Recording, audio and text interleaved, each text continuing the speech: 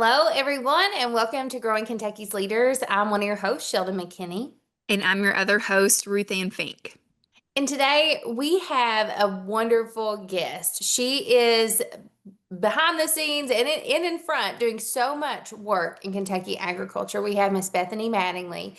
She is the Division Director of Agriculture, Education, and Outreach with the Kentucky Department of Agriculture. That's a mouthful. Bethany, welcome to Growing Kentucky's Leaders. Thank you so much. It definitely is a mouthful. I think it took me a couple months to be able to even say it correctly, like without missing part of it or losing the stream of consciousness halfway. So yeah, congratulations. You did beautifully on that. Well, thank you very much. That's why we're professionals now. So, Bethany, share a little bit about your journey from being an agriculture teacher to a leader in the Kentucky Department of Agriculture. So I started off as an ag teacher at Seneca High School, which is in the heart of Louisville, Kentucky. So literally in the middle of the city, there's buildings everywhere. There's people everywhere. It is not a traditional setting for what you would think about for agriculture education. So I was hired there in 2012 and I got to work with Kristen Wright. It was her second year and it was my first year, and they didn't really know what they wanted from the program or where we were going to grow. And that gave Kristen and I both a lot of freedom to determine, what does this look like for agriculture? What does urban agriculture look like? And kind of just take it on a journey of its own.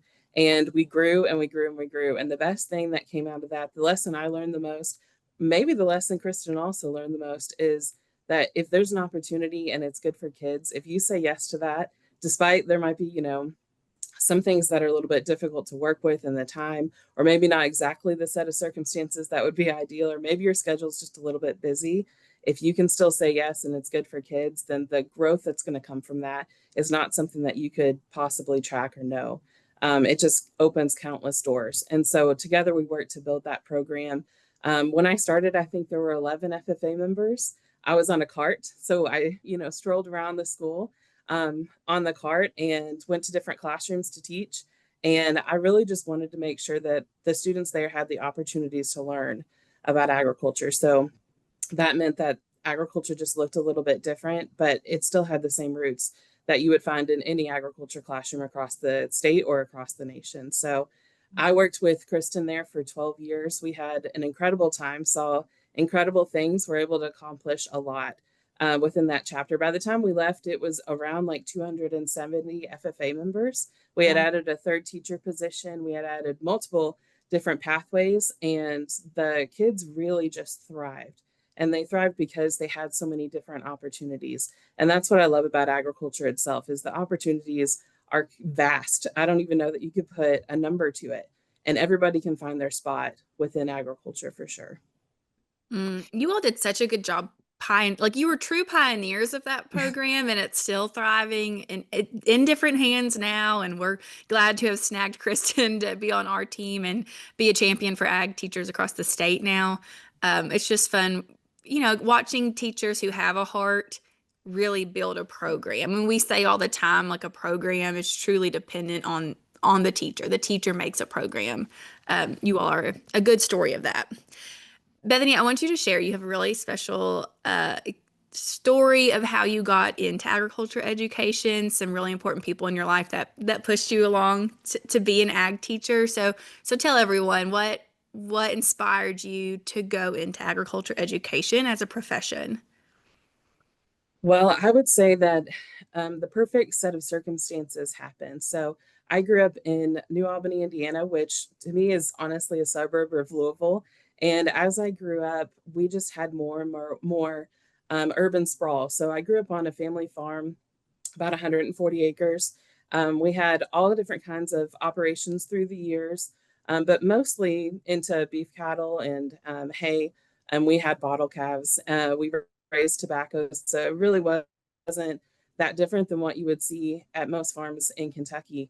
But as I grew older, more and more development happened until, now the entire family farm is surrounded by urban, opportunities, I guess you could say, or progression of urban areas. And so we've got the entire farm completely surrounded. And as that happened, you could see like a change within that community of do they know where their food's coming from? And not just food, but all the different resources we get from agriculture. And the answer was no. And so I graduated in 2007. In 2009, they closed the program, and it is still closed. My agriculture teacher was Patrick Pfeiffer. He was an incredible person. And one of the things I realized that through that program was he had to constantly advocate for what agriculture education was and what agriculture was in a population that was slowly beginning to not understand at all and have that disconnect. And so the more I saw him do that, the more I realized that it's great if you have a voice and that you can speak in front of people, or you can, even just talk in a small group of people about the things that you care about. But sometimes it takes more than that to really make change happen. And then as we progress, I could see, because my family still lives in that community, I can see what the loss of an agriculture education program does to that community.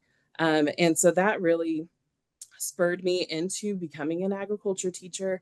It was something that, was really something that I saw within my family because of that urban encroachment. But then it also was something that I saw within the entire community when you lose an agriculture education program. And ag teachers are one of our most valuable assets to any community because they're not just in the four walls of that classroom. They're not even just in the greenhouse or, the mum area that they're growing mums at, or all the different projects that ag teachers are a part of. They are fully integrated into that community.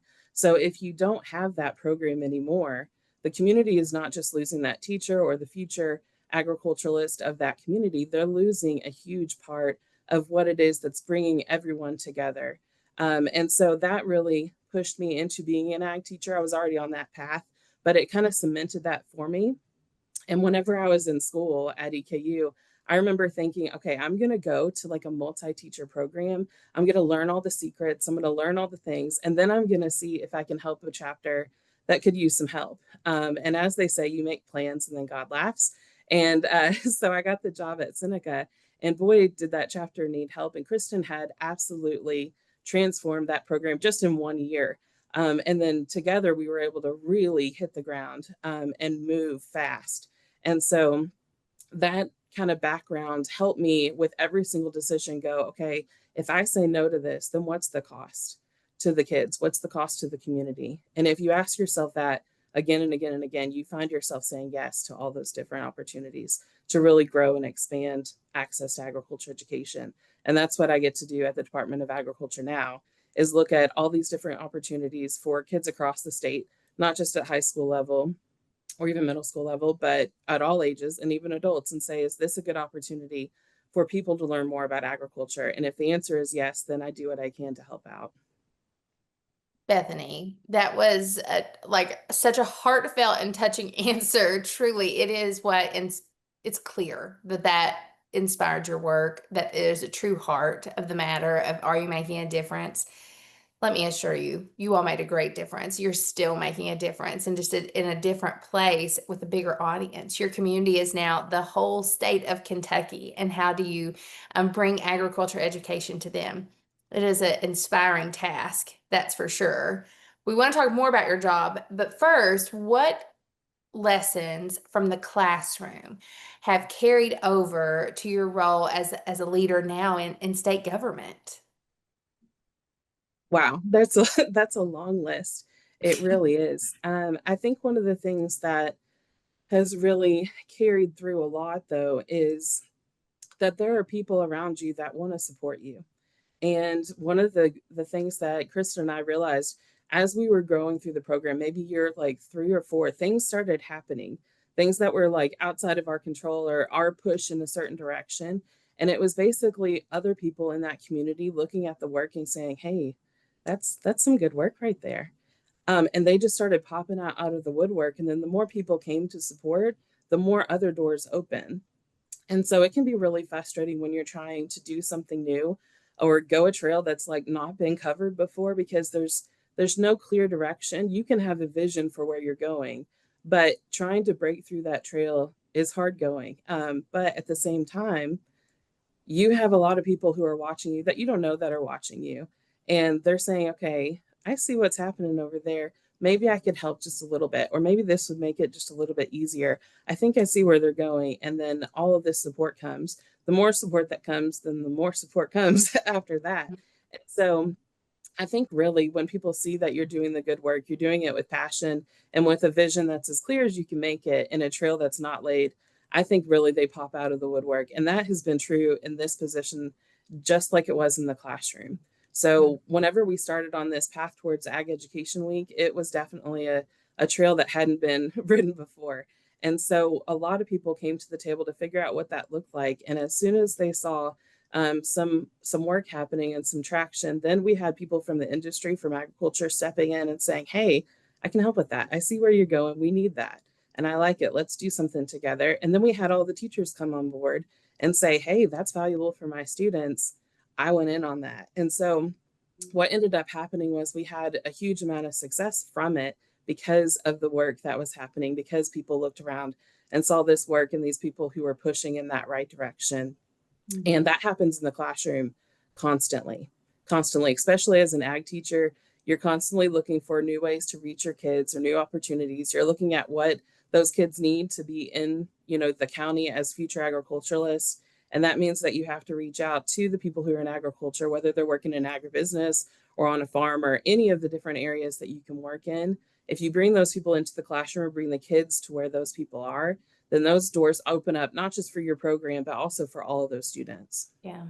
Dr. Byers, Charles Byers, who was a professor at the University of Kentucky, he has said many times, I've heard him quote that a really great ag teacher could do any job in the world. They could be the governor, they could be a leader of the CEO of a company, because if you are a great teacher who you're building programming, you are designing lessons that change every hour, different students, on top of dealing with discipline and lunch duty and the bell. Oh, and also you manage a huge greenhouse, and then there are these animals in the barn, and you're a travel planner for National FFA Convention, and you're doing summer camp, and oh, you also host this huge FFA banquet every year, and you bring the community together and you raise money, and on and on and on. Mm-hmm. It is so true. Great agriculture teachers probably should be the governor. We should all be, it would be great for our country. We were all led by super agriculture teachers who had that heart.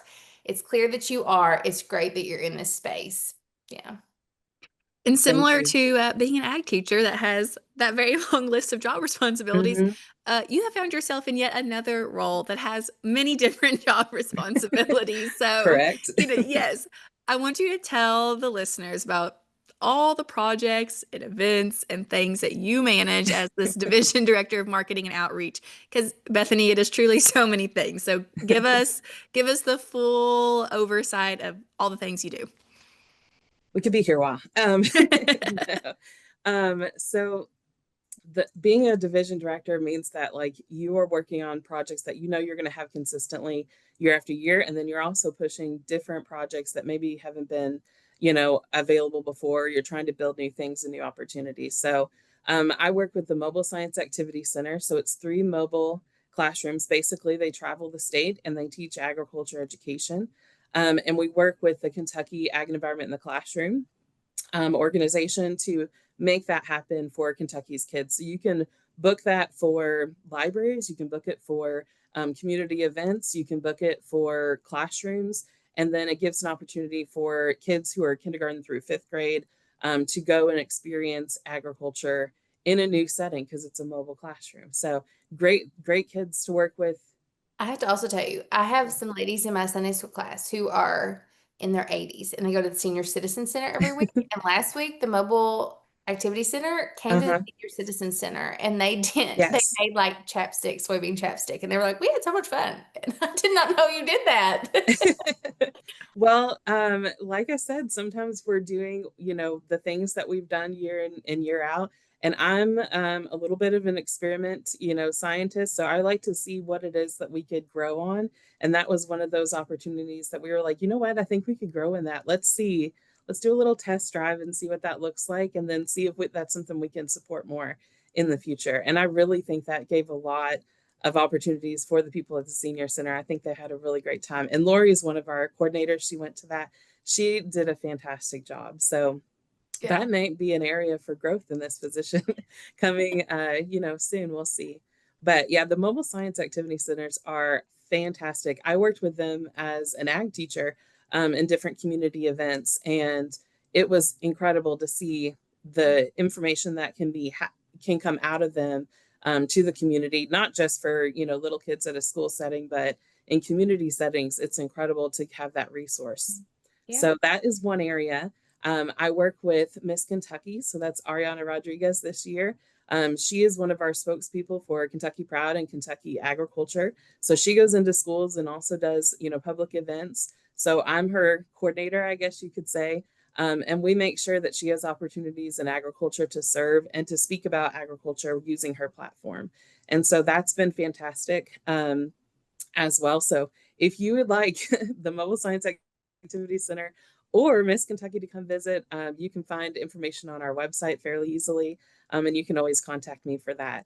But in addition to those two, I work with the Raising Hope team. So Dale Dobson is now the division director in charge of that, but we collaborate hand in hand because of how much his work happens within education and within the classrooms or within FFA chapters and 4-H and now HOSA. So there's a grant that he has that I help administer and get communication to all of these different groups.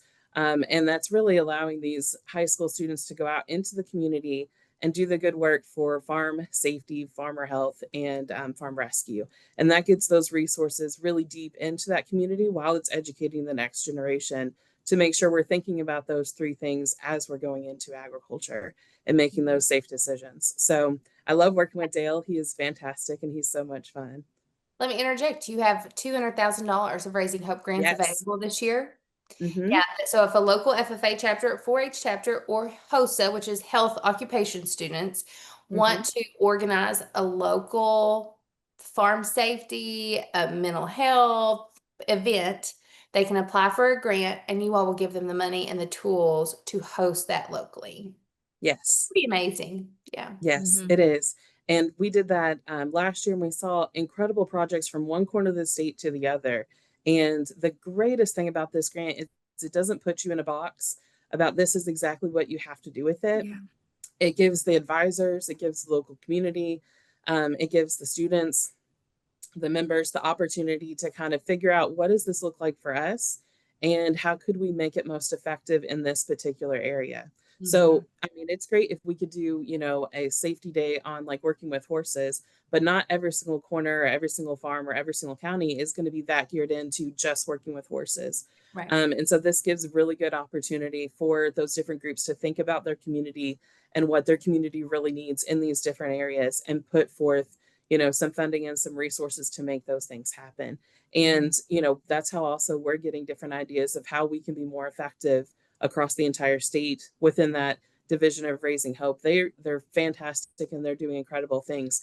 But the new people have new exciting ideas that, are coming from a different perspective, being a young person in agriculture. So we love seeing those projects happen across the state. I can't wait to see what those projects are going to look like again. So great opportunity for those young people to get involved and think, how can they be more of service to their community, which is so valuable. Are you looking for fresh, new talent to add to your workforce? We have the perfect opportunity for you. Our Kentucky FFA Works program is available for company partner signups now with some exciting new improvements.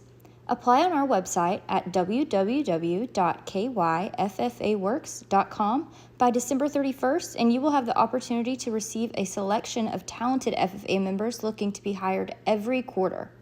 We help you find the cream of the crop so that you can spend less time recruiting. In addition to that, if you're There's so much more. You do so many things, Bethany. I don't think people realize this. If you're an athlete and you're involved in agriculture, I coordinate the Ag Athlete Scholarship that comes out every year. So that is getting ready to come out in November, due at the end of December.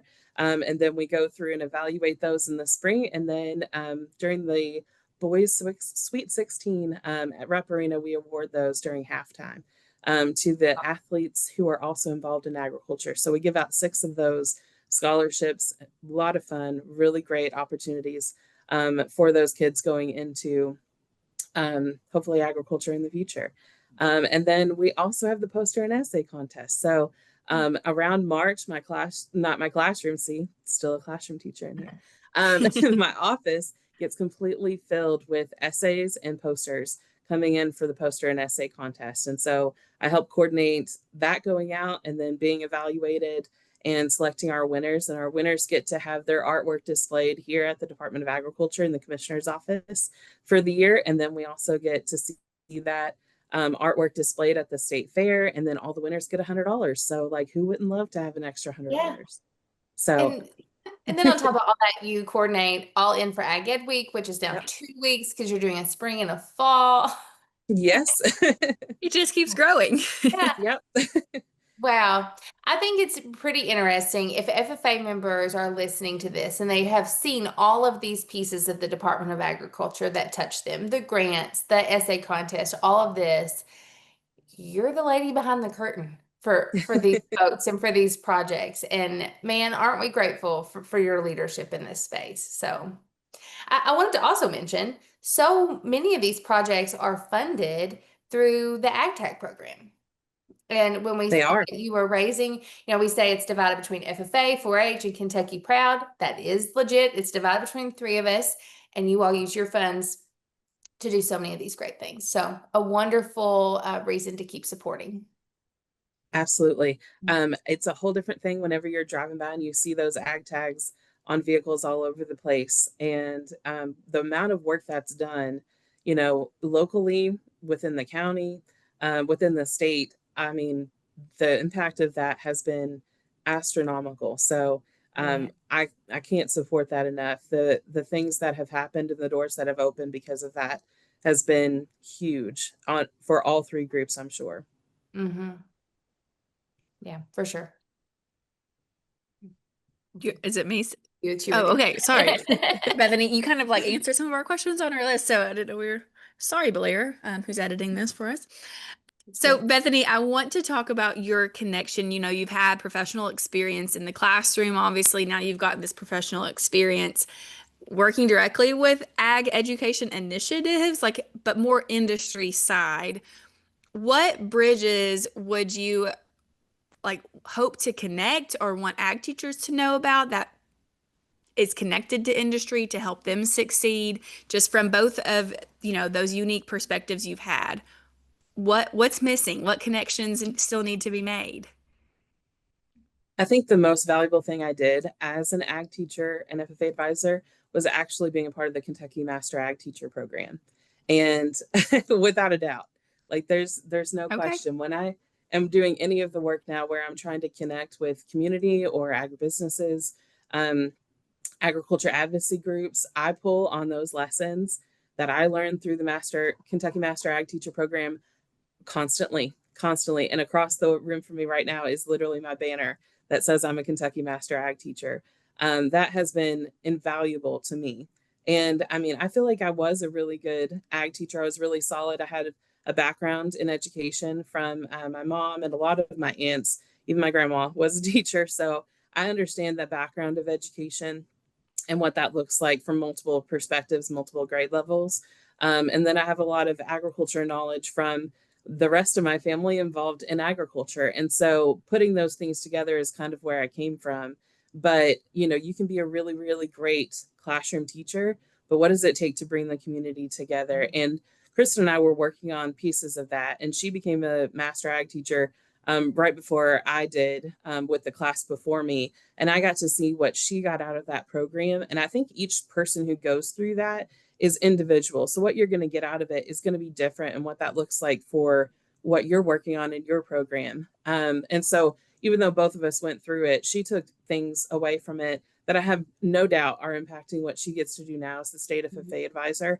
And I have taken things from that are absolutely transforming what I get to do now as the director of ag education and outreach. And so that has been really the thing that has helped more than anything. The second thing I would say is talking to other ag teachers and just saying, hey, what you did right there, that was cool. I saw that. How did you do that? What did that look like for you? And so I remember talking to Lacey Short and being like, how are you doing this goat judging thing? I really think that would be awesome if we could do that, but I don't even know where you get started with that. And being in an urban chapter, where would we put the goats? And how are they getting there? Do we have a trailer, type of thing? And so asking those different questions of the people who you see around you doing really cool stuff that you feel like your kids could benefit from is huge. But being able to work with all these different groups and entities has been so fun and so valuable, because if you're both coming to the table and just saying, hey, what can we do for each other, and what is our long-term goal? Do we have any commonalities between those two different goals that maybe we could work on together? I remember working with Nikki Ellis with the Kentucky pork producers, and right whenever I came, onto the scene, I was hired in September, and I met with her in October. And she was like, what are you thinking, Bethany? What's your vision for this? And immediately we found commonalities that we could work on. And that's how we got our first Ag Book of Ag Education Week, because she said, if you could choose anything that you would really love to happen for this Ag Education Week for teachers and kids, what would it be? And I was like, I want to get a book to every single school. But also that kind of goes back to what Sheldon has said multiple times, and what I heard for the first time in the KMAT program, which is, if you don't know what you would do with $1 million, nobody's ever going to give it to you. So, I mean, literally, KMAT is the answer to that. That was the bridge for me. And even like, if there may have been 1 or 2 sessions where I was just like, I'm not sure I got a whole lot out of this exact part right here, but I got stuff out of this other stuff, during that day or during those couple days that we were together. Now I can look back on those parts and be like, I absolutely needed that right then, and I may have used it a year later or 2 years later or 4 years later, but KMAT was the bridge that helped me make sure that I could reach those people and talk to them about what it is that we could do together. So absolutely invaluable. That is so kind for you to say, Bethany. And you mentioned Nikki Ellis, another incredible leader in Kentucky agriculture. She's been a podcast guest. And I mean, it's not just the $1 million thing. It's that people want to follow vision. And you have to be a person who goes, this is where I think we can go. There's not a path there. I'm going to have to figure that out. But if you can go, that's where we're going. Do you want to go too? It builds that consensus. And man, we are just so blessed in Kentucky that we have some visionaries who are leading in that way, as opposed to just poking the holes in everything and being like, here's why we're stuck here. And here's all the reasons why we're stuck. Instead, we're going like, no, this is where we're going to go. So we're figuring it out. Do you want to come? And I'm grateful for leaders like that, for sure. Absolutely. Yeah. Bethany, we always finish our show with the same 3 questions. And the same to you. I'm excited to hear your answer for this first one, and what keeps you motivated to keep growing and to keep working so hard. Honestly, there's a lot of different pieces to that. So anytime there's an opportunity, like I said, I ask those questions of, what is this going to do for Kentucky's kids and Kentucky's teachers? And if that feels like a positive thing, then I'm going to push myself as much as I can. And one of the pieces of feedback that I've received is like, why are you such a perfectionist? And it's not perfection. It's, if I can work just 30 more minutes or just a little bit more, or if I can connect 3 more people to this project, we're going to be where we would be 2 years from now, right now. So where are we going to be in 2 years if I can keep doing just a little bit more? And if it's within my capacity to do it, and it's good for Kentucky's kids and teachers, then let's do it. Let's make it happen. And so that's my motivation, without a doubt. But in order to even be able to be successful with that, you have to have a very supportive environment. And that is absolutely true of the Department of Agriculture under the leadership of Commissioner Shell. The support is without bounds for what we're trying to do for agriculture education within the state. And you put those 2 things together, and there's motivation out the window with what you can do and how fast you can move. And so that really keeps me driving and keeps pushing and pushing and pushing, is if this is a really good opportunity, and we have the support for it, then why wouldn't I spend just a little bit more time making sure that it's going to be successful in a way that hopefully will be permanent for years to come. Yeah, the people we work with and work culture, it matters. It does. It really does. And you're in a great situation, and you can, people and things that are doing good things and they're moving forward, they enjoy being around each other and working with each other. It's true. We want to ask you about philanthropy. This podcast is a project of the Kentucky FFA Foundation, which is a philanthropy in its own right. And philanthropy can be many, many things. You've probably heard us talk about time, talent, treasure, so many different times on this podcast. We just love to give our guests the opportunity to talk about what's their most meaningful way that they've gotten to engage in philanthropy. So, what would be your answer to that? I would think that changes a little bit over time. As an ag teacher, one of the most meaningful things that we were able to do is anytime that people needed it, or the state needed it, when the tornadoes came through the west or the flooding happened in the east, we were able to like rally our community in support of that and then work with the Farm Bureau to make sure those resources that we had collected got to the people who needed it most. And so, as an ag teacher, it was great being able to say, hey, we have another reason that we need to give back. We need to help people who need it. And so that was really something that I missed as a non-ag teacher in a traditional way now, is being able to immediately go back to those FFA members to the point where they were just like, hey, I heard about this. What are we going to do about it? And that is a great lesson to have our young people learn as future citizens. Hey, our neighbors are hurting. What can we do about it? What can we solve to help that a little bit, ease in the future and help them out whenever they need it most? And so that is something that I feel like FFA programs across the state are constantly doing. And I love that work. Within my role now, I get to work with Miss Kentucky. And, every Miss Kentucky has a cause that they're working on. And so Ariana's is the Lucky Ones Foundation, which she started, and it gives back to the youth that are in foster care. It provides them a voice. And then many times they're doing collections and drives that allow those supplies that kids who are going into foster care need, whether that's a bag to put their things in or a toothbrush because they forgot it in the hassle of putting all these things together in this turnover of their lives.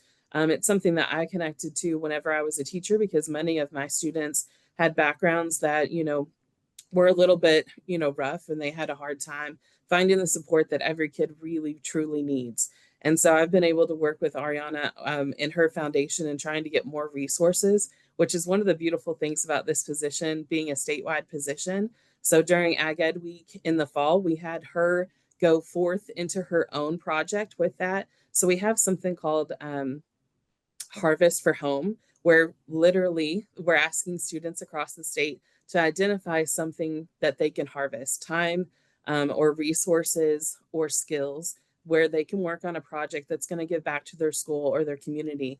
And so she kind of took that and then ran with it with Harvest for the Lucky Ones. And she asked schools to join her cause and collect all these different materials and then donate it to their local foster care agency, so that we had different kids across the entire state be able to get these different resources. And we're constantly looking for more opportunities to make sure those kids who need it most are getting those resources. So we have some more projects in the future, and we're going to do another Harvest for the Lucky Ones in the spring for the Spring Ag Ed Week. So I'm really excited to see people jump even more onto that cause and be able to get those resources to those kids. That's probably one of my passion projects right now, for sure.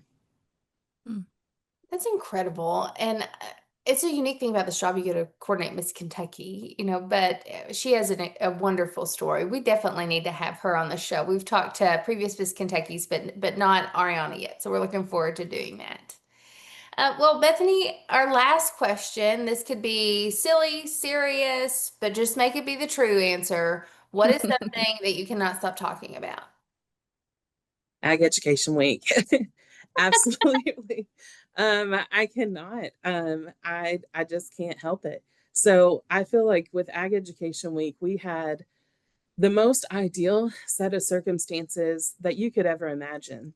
And whenever I think about all these people who came to the table last fall and who, we have all grown into, each other and invested in each other in order to make this happen for the state, it is like if you could pinpoint every single person that needed to be at that table, somehow, some way, divine intervention, they were at that table. And that's the reason that it's been so successful, is that we have been able to come together and make this happen. And our vision, as you could say, is very clear: what's best for Kentucky's kids. and how do we make sure that teachers have the resources they need to make this work successful?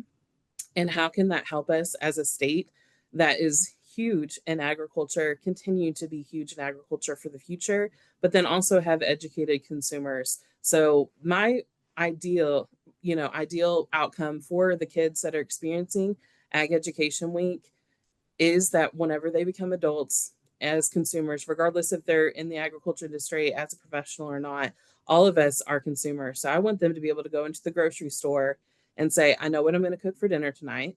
I know what it is that I'm going to go pick up, and be extremely confident in that decision. And whether that's just the food that they're putting on their table, hopefully 3 times a day, or it's the other resources that they need that all come from agriculture, I want them to be very confident that those things are what they are able to find locally, and that they're able to be very confident in the choices that they're making, regardless of if they're choosing organic or frozen food or fresh, or they're picking up something from the roadside stand on the way home. All of those things are good choices for different reasons. So I want them to be very confident in that choice, because that means they understand agriculture. And if you understand agriculture, then you appreciate it and you value it. And that is what really the end goal is for this. I don't think you could stop me from talking about Ag Education Week at any point. And so that is really the thing that I cannot stop talking about, because we're growing and we're moving in an exciting way. And we have great partners at the Department of Education and the Lieutenant Governor's office, and coming together, then this work would not be as impactful as it is. And we would be, who knows, in the direction that, it would be taking. But because all of us are able to come together and make this happen, we are doing incredible things. So I can't help but talk about it pretty much constantly. And as soon as we get to one Ag Education Week, I'm already thinking about what's the next one going to look like. So it is a great thing to experience and a great thing to be a part of. I'm really lucky to be a part of it, to be honest. We're so lucky to have you, Bethany. Just so lucky to have had you in the classroom, to have led so well. And now you're just the perfect person for this role. You're just perfect for it. Your passion is contagious. Tell us, when is the next Ag Education Week? It's going to be March 16th through the 20th. March 16th through the 20th. We'll link some things in the show notes if people want to get involved, but it's, how are you going to share agriculture locally? How can your FFA chapter take a part? And so many things you're working on. And just thanks for being you, Bethany. This has been great. Well, thank you for inviting me on. I'm an avid listener of the podcast, so it was very exciting to get your email. And I look forward to all the podcasts to come, because I learn a ton from this. Yeah. Well, thanks. We learn a lot too. And thank you all for listening to this episode of Growing Kentucky's Leaders. Growing Kentucky's Leaders is a podcast brought to you by the Kentucky FFA Foundation. Our music is performed by Bourbon County FFA member Joe Fritch.